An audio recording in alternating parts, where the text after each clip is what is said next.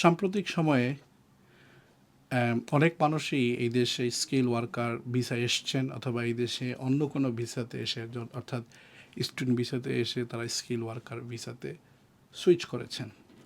আমরা লক্ষ্য করেছি যে হোম অফিস আগের চাইতে অনেকটা ফ্লেক্সিবল অ্যাপ্রোচ নিয়েছে এবং দেখা গেছে যে তারা আগের চাইতে অনেক বেশি পরিমাণে তারা বিভিন্ন প্রতিষ্ঠানগুলোকে স্পন্সর লাইসেন্স দিচ্ছে। অনেক সময় দেখা গেছে যে হোম অফিস কোনো কমপ্লায়েন্স ভিজিট না করেই এই সমস্ত প্রতিষ্ঠানগুলোকে স্পন্সর লাইসেন্স গ্রান্ট করেছে।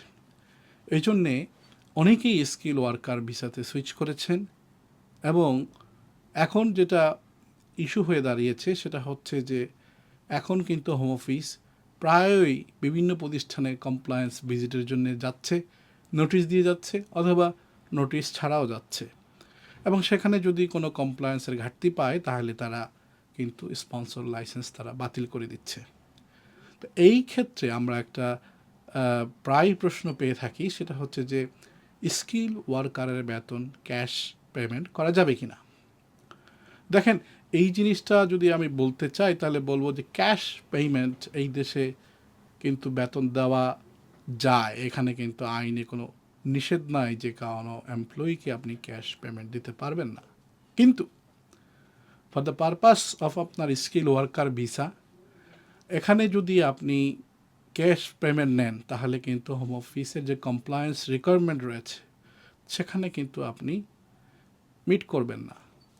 অর্থাৎ আপনাদের কমপ্লায়েন্স মিট করার জন্যে আপনাকে অবশ্যই আপনার পেমেন্টটা ব্যাংকে নিতে হবে এবং হোম অফিস এই জন্য এটা দেখতে চায় যে ওদো আসলে আপনার এমপ্লয়ার আপনাকে জেনুইনলি টাকা ট্রান্সফার করেছে কিনা, জেনুইনলি আপনাকে বেতন দিয়েছে কিনা। কারণ ওরা দেখতে চায় যে সেটা হচ্ছে যে আপনার ব্যাংক তারা চেক করতে পারে যে আপনার অ্যাকাউন্টে টাকা আসছে কিনা। আবার এই টাকা, আমি সাম্প্রতিক একটি অভিজ্ঞতার মুখোমুখি হয়েছি, সেটা হচ্ছে যে হোম অফিস কমপ্লায়েন্স ভিজিটে এসে তারা এগুলো চেক করেছে এবং যিনি এমপ্লয়ি তাকে কিন্তু কোয়েশ্চেন করেছে যে তোমাকে যে তোমার এমপ্লয়ার বেতন দিয়েছে এরপরে এই টাকা পরের দিনই কেন চলে গিয়েছে, পরের দিন কেন তুমি উঠিয়ে ফেলছো। সে সন্তোষজনক জবাব না দিতে পারার কারণে হোম অফিস তার ভিসা বাতিল করে দিয়েছে। সুতরাং এই ব্যাপারে অবশ্যই সাবধান থাকতে হবে।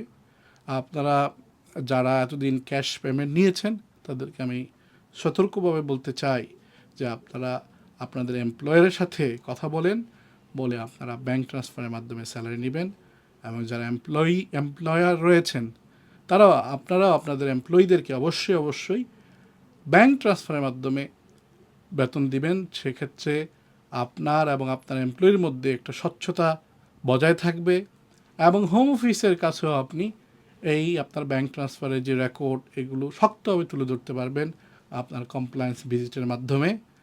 কেননা যদিও আপনাদেরকে লাইসেন্স দেওয়া হয়েছে লম্বা মেয়াদে, অনেকেই 5 বছর মেয়াদে ভিসা নিয়ে আসছেন, কিন্তু কোনো কমপ্লায়েন্স ভিজিটে হোম অফিস যদি সন্তুষ্ট না হয় তাহলে আপনাদের লাইসেন্স যদি বাতিল করে দেয় তাহলে আপনাদের যারা এমপ্লয়ি আছে তাদের কিন্তু ভিসাও বাতিল হয়ে যাচ্ছে।